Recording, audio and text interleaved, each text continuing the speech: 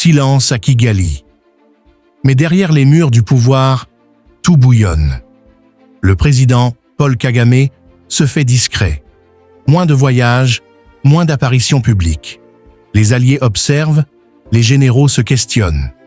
Le Rwanda, réputé stable et discipliné, pourrait-il cacher une crise invisible? Dans les prochaines minutes, nous allons plonger au cœur des tensions que personne n'ose montrer. Depuis plusieurs mois, certains détails intriguent les observateurs. Moins de déplacements internationaux. Un agenda resserré.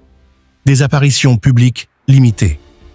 Officiellement, aucune menace interne n'existe. Mais l'histoire montre que le calme apparent cache souvent des tensions invisibles. Le Rwanda évolue dans un contexte géopolitique sensible. À l'est de la République démocratique du Congo, la situation reste instable.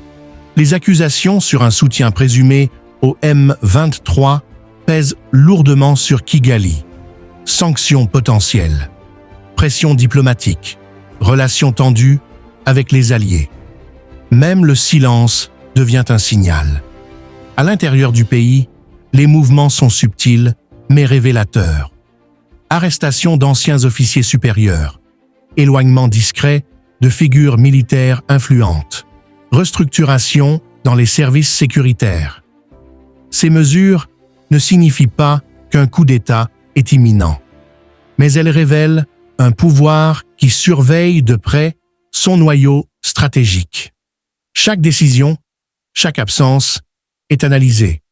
Chaque geste peut être interprété comme un message silencieux au sein des élites.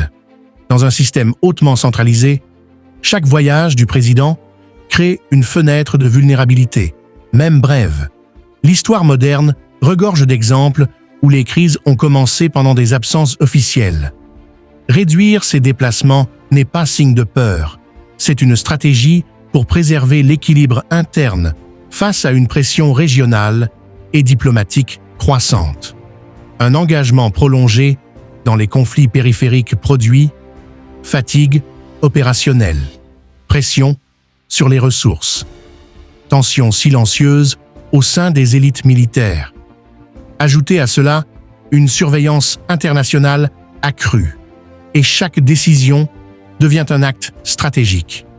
Le pouvoir à Kigali agit dans une zone grise, où prudence rime avec stratégie. Deux vérités coexistent.